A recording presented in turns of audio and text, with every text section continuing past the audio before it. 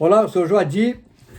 Hoje, 27 de novembro de 2023, estou fazendo o 28º vídeo da série Os Gigantes da Galileia, os resumos aí da saga Operação Cavalo de Troia. Então, como paramos, quem assistiu o vídeo anterior, se você não assistiu, volta lá e assiste o vídeo anterior. Eles pararam, né, na base do morro do Gólgota. Eram 12 horas e 30 minutos da sexta-feira, 7 de abril do ano 30, século I. Então, dali para o penhasco, o cimo do penhasco, era em torno de 7 metros de altura da estrada onde eles pararam, né? 480 metros. Depois que saíram lá da Fortaleza Antônia, eles andaram cerca de 480 metros. E dali para o monte, para o cimo, 7 metros mais ou menos. E eles fazem isso com uma certa facilidade. Os soldados já estavam acostumados, o centurião com os soldados já estavam acostumados a fazer aquilo ali com 20 passos, segundo ele. Agora vamos falar do monte. Como que era esse monte? O termo Gólgota, ele fala aqui, ó. O termo Gólgota quer dizer o seguinte: o termo Gúlgota, com TH no final, é a forma aramaica do hebreu Gugolet, com TH no final, que significa crânio. Por eliminação de um dos L, por eliminação de um dos L's, aparece o termo grego Gólgota, com TH no final. O siriaco Gulgulta, também com CLA no final, com TH no final. A versão latina é Calvarium, daí a denominação final de Calvário. Então ele disse o seguinte, que a montanha que media, que na verdade tinham duas montanhas, uma mais baixa e outra mais alta, que mediam em torno de, essa mais alta, media em torno de 20 metros por 13 ou 15, ele estava na visão, né? Na visão dele, não mediu aquilo ali. Ele apenas imaginou essa metragem. Era mais ou menos arredondada, né? Ela não era um cimo redondo, era mais ou menos arredondada. Se você tiver uma curiosidade, clica lá e bota lá em Google Imagens, que vai ter várias imagens, procura lá Gólgota, que vai ter várias imagens, você vai ter uma ideia dessa montanha, entendeu? Era uma montanha que tinha era colada com eram duas montanhas, elas eram coladas, e uma era maior do que a outra, e passava a rua que via para Jafa, passava a estrada ali que ia para Jafa, e os romanos, para demonstrar que era, digamos assim, a palavra que a gente usa aqui, que era ruim enfrentá-los, eles botavam lá, bem no alto, né, escolheram essa montanha, para que todo mundo visse a longa distância aqueles condenados crucificados lá. Entendeu? Para servir de exemplo. Esse era o objetivo dos romanos. Então ele fala o seguinte: o cientista, hoje, ao defrontar-me com esta parte de meu diário, sempre fico a ponto de abandoná-lo. A mim também me faltam forças, abalado pelas recordações. E se voltou ao relato dessa primeira grande viagem, foi por respeito à promessa feita a meu irmão Liseu. Não era irmão de verdade, ele era um irmão de consideração, que eles viajaram juntos, né? Eram dois cientistas, um era engenheiro da computação e ficou lá no módulo, manipulando e tudo, e dando informações sobre o tempo, etc., sobre a hora, porque eles não tinham relógios. Então ele informava pelo ponto que ele tinha no ouvido, ele informava a hora certa, né? porque eles tinham, o pessoal dali via a hora pelo sol, né? Mas ele tinha a hora exata porque o computador informava ao engenheiro, o engenheiro informava para ele. Bom, então era um irmão de consideração. Então ele pediu, né? A promessa é feita a meu irmão. Espero que aqueles que chegarem a ler este testemunho saibam perdoar a pobreza da minha linguagem. Ele foi direto, né? Então ele pede desculpa a isso aí. Então ele fala aqui, ó. Ao pisar aquele lugar, meu espírito se encolheu. Então, a rajada de vento tinha aquele vento que a gente está acostumado a ver nos filmes. Aquelas tempestades de areia, era comum ali. E nesse dia estava se avolumando essa tempestade. Então já havia redemoinho e tal, e muita areia, e atrapalhava um pouco a visão. Então ele de imediato, ele viu cinco estacas. Ele fala aqui, ó. Ululavam entre meia dezenas de altos postes. Essas estacas tinham cerca de 4 metros de altura. Encravado na fissura da rocha. Eram os estipes. Foi medo o que experimentei ao ver aqueles rugosos troncos. Agora, à distância, suponho que deveria ser uma mescla de terror e de decepção. Decepção por quê? Porque passam para nós uma imagem romântica. Os pintores famosos que retrataram aí a crucificação, Jesus na cruz e tal, passam a imagem romântica de uma cruz assim, ó. De uma cruz assim, né? Lisinha, né? Com madeira aparelhada, bacaninha assim. Eles passam essa imagem para nós. Todas as fotos que a gente vê e os filmes que a gente viu, que eu vi pelo menos, as cruzes eram assim. Só que não é verdade. Não era madeira aparelhada, eram troncos rugosos, brutos, que eles cortavam lá e colocavam lá. Inclusive, a parte onde os condenados eram pregados, eram completamente bruto. Lá nos estipes, ele ainda fala, ele cita uma ferramenta chamada machete, que é um facão, né? Um pequeno facão, que com essa ferramenta, talvez, eles tinham desbastado a cabeça lá da estipe para formar aí uma imagem meio obscena, né? Que ele fala ali.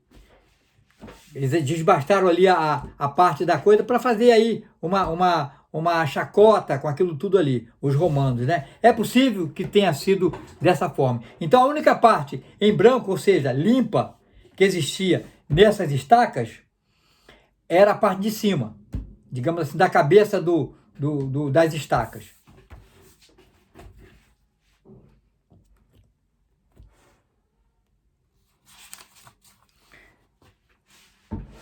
Então ele fala que, ao invés de 5 que ele viu de imediato quando ele subiu a montanha, por causa da poeira e tal, do vento, mas tinha uma dobrada. Então eram 6 estacas. Ele fala aqui que tinha uma caída aqui. Ele fala aqui, ó.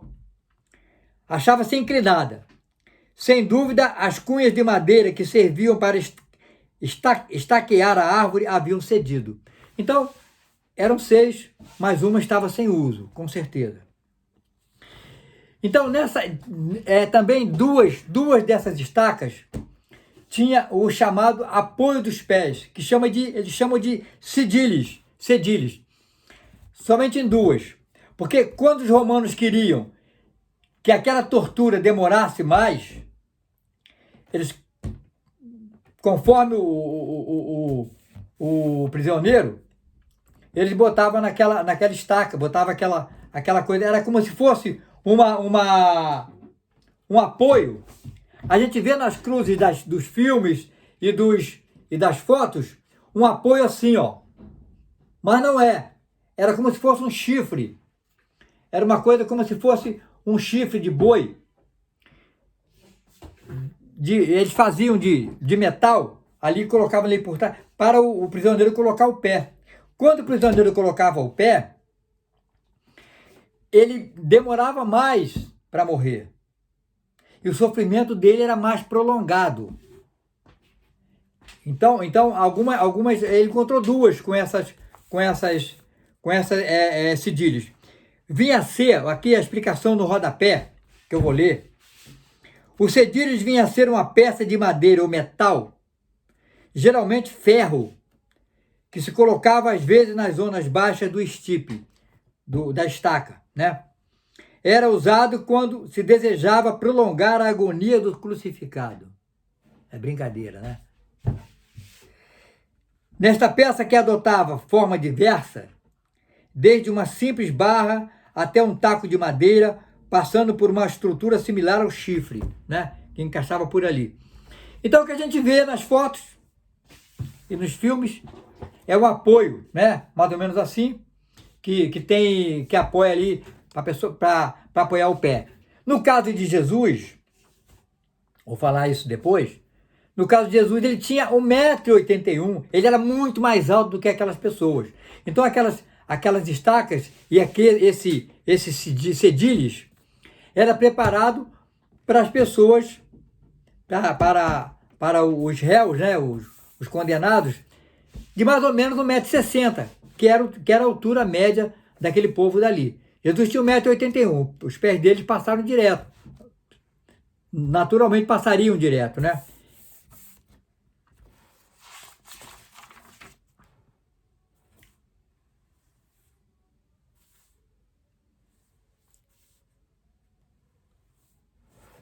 Então, durante minutos, vou encerrando aqui, durante minutos que pareceram intermináveis, tanto os bandidos, que na verdade não são bandidos, eram guerrilheiros, né?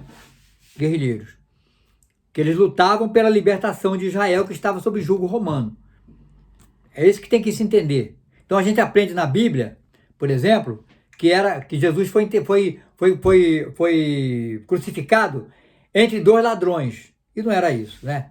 Eles eram zelotes zelosos, né? Que zelavam pela libertação e lutavam o tempo todo. Foi esses zelotes que provocaram aquela guerra do ano 70, que veio que o general Tito veio a arrasar totalmente com Jerusalém e com o templo, né? O templo está arrasado até hoje lá. Não conseguiram fazer outro. Anos 70.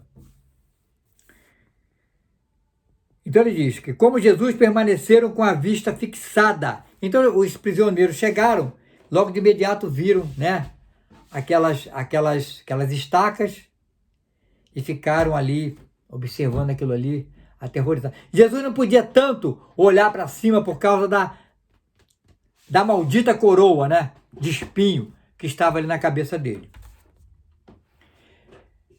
Bom, eu encerro aqui essa informação sobre a montanha onde eles serão crucificados, né? Onde eles foram, né? Onde eles foram crucificados lá no ano 30. Eu falo sobre isso, como que era feito como eles eram pregados na cruz, pregado mesmo. Eu nunca acreditei nisso. Eu fui professor de escola bíblica durante quase 20 anos. Eu nasci numa família católica, fui batizado na igreja católica, e com 23 anos eu me casei e passei a frequentar uma igreja batista, e me batizei na igreja batista e tal, e logo depois, logo no ano seguinte, me convidaram para ser professor, que eu já era professor em escola normais, né? Eu era professor da área técnica, de contabilidade, processamento de dados, etc. Então, sabendo disso, eles me contrataram, me convidaram para ser professor de escola bíblica dominical. Eu fui professor de escola bíblica dominical, mas eu nunca fui um pregador, nunca gostei de pregar, porque, na verdade, muitas coisas ali eu não acreditava, né? Teve um tempo, depois que eu saí da igreja, que eu não acreditava sequer em Jesus Cristo, que Jesus Cristo tinha existido. E muito menos na crucificação. Eu não acreditava nisso. Não tinha como acreditar. E hoje, a minha cabeça é totalmente modificada com relação a isso, através do conhecimento. Porque o conhecimento desmantela os mitos e desmascara as mentiras. Então, hoje, com o conhecimento que eu tenho, eu peço perdão até a Jesus Cristo por ter passado um tempo sem acreditar na existência dele. Então, é muito difícil você acreditar numa realidade dessa, principalmente o que eu vou falar no próximo vídeo. Mas é a realidade vista por um cientista. Somente alguém, volto a dizer, somente alguém assistindo aquilo ali, vendo aquilo ali de verdade, poderia fazer a transcrição que ele fez. Eu nunca vi nenhum pregador, pastor, escritor, inscrito em livro nenhum, nem mesmo os filmes. O filme mais violento que eu vi sobre a Paixão de Cristo, mais real, assim, mais dramático, foi o filme do Mel Gibson. Mas não chega aos pés da realidade fria e covarde que a gente vê narrada pelo cientista, pelo cientista de Operação Cavalo de Troia. Então, se você não está inscrito no canal, no canto inferior esquerdo tem uma bolinha aí vermelha, se inscreva e para você não perder o próximo vídeo. Esse vídeo é muito importante. E se inscreva e aperte lá a sineta, né? Para você ser avisado quando assim que eu publico o vídeo, o YouTube avisa aquelas pessoas que estão inscritas e que querem assistir, né? Que está lá, puxado lá, apertado lá a sineta lá para assistir. E se você gostou desse vídeo, dê o seu like. Ajuda muito, né? É lá na mão com positivo. Clica ali, que tá tudo bem. Aí você me ajuda. Você me ajuda que eu não sou profissional, não ganho nada com isso, mas quem sabe um dia, né, eu possa vir a ser remunerado pelo YouTube. Tá bom? Até por esse trabalho que vou fazer aí uns 40 vídeos mais ou menos. Só do resumo da Operação Cavalo de Troia. O pássaro, quando ele canta num galho podre, ele tem convicção que se o galho quebrar, ele sai voando. Isso é paz. É essa paz que eu lhe desejo. Muito obrigado.